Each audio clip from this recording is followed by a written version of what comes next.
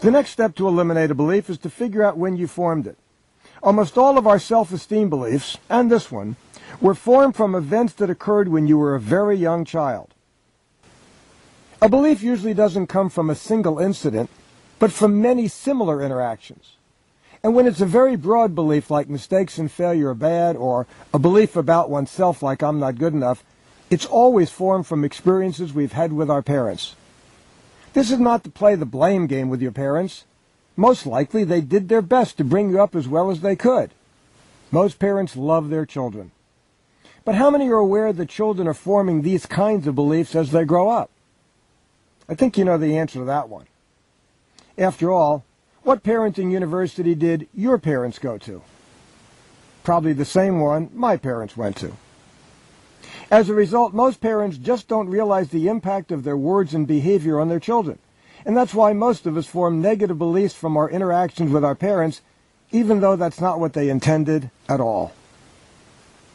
You see, there's a constant conflict between what most parents want and what most children do. Parents usually want their kids to be quiet. Kids are usually not quiet. Parents usually want their kids to be neat. Young children don't even understand the concept of neat. Parents usually want their kids to do what they're told. Kids usually want to do what they want to do. When kids don't follow instructions, the reaction of their parents ranges from mild annoyance to extreme anger and punishment. Now take a look at your early life and see where the belief mistakes and failure are bad comes from for you. For some people, finding the source of the belief can be difficult, but I found that the following story makes it easier if you just listen and observe the memories that come up for you. Derek, who is one of my clients who wanted to stop believing mistakes and failure are bad, had a hard time finding out what led him to form this belief early in his life. He could easily remember examples from recent experience, but after examination he could tell he must already have believed mistakes and failure are bad in order to worry about making mistakes today. It was also easier for him to remember experiences in elementary school because they were so painful. He had some mean teachers. Yet when he looked more closely, he realized he already had some negative perceptions about making mistakes before he ever got to school. He had to conclude that the events occurred before he set foot in school, but he could hardly remember what happened at home with his parents until he heard about Jessica's experiences growing up. You see, when Jessica was a child, she did ordinary things that most children do and that most parents find upsetting. Sometimes she spilled things and her parents would frown at her and tell her to be more careful next time, with a slight edge to their voices.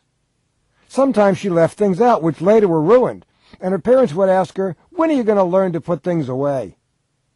Sometimes she would forget to do things her parent asked, or forget to refrain from doing something she was told not to do. And they said, "How many times do I have to tell you? Can't you ever do things right?" Once Jessica recalled these experiences, she knew what had led her to conclude mistakes and failure are bad. Now, when Derek heard about Jessica's experiences, he began to remember how his parents reacted to him when he didn't behave the way they wanted him to. His experiences were very different than Jessica's. His parents' disapproval was far more subtle.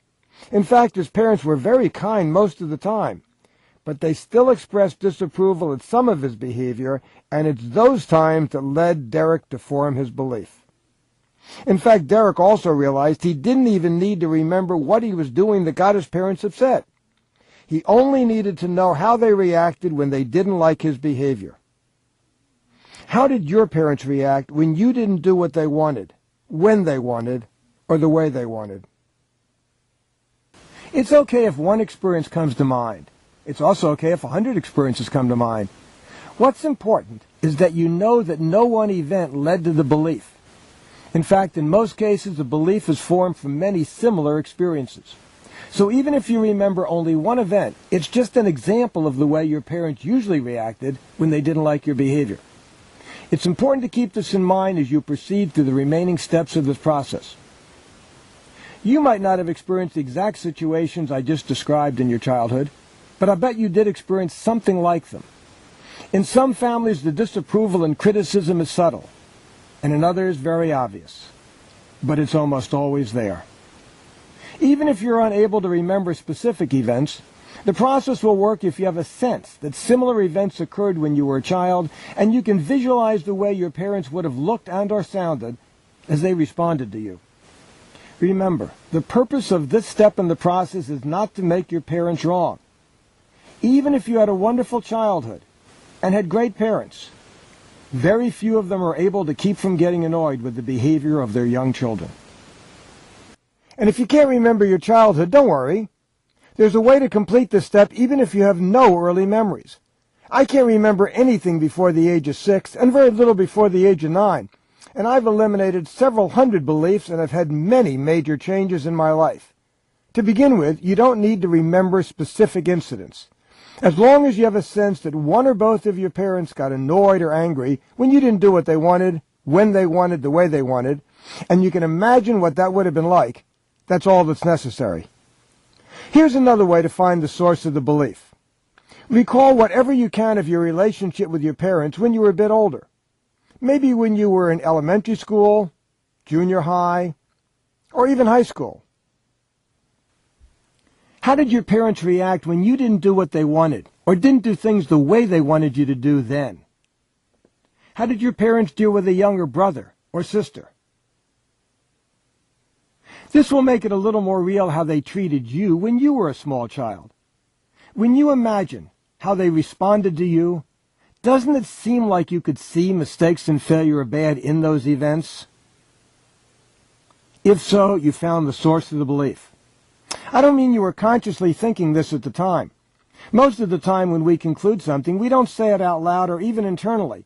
But often in hindsight, it's clear that we did in fact conclude something about what was happening. Please pause the video while the memories continue to come to mind and spend a moment remembering how your parents reacted when you didn't do what they wanted, when they wanted, or the way they wanted. Okay, now you've imagined some examples of childhood events that could have led to the belief mistakes and failure are bad. By the way, these same events could also lead to forming other beliefs, such as I'm not good enough, I'm not capable, and I'm not competent. When I stop speaking, type into the text box on the screen the type of things your parents did and said in your childhood that led you to form this belief, mistakes and failure are bad.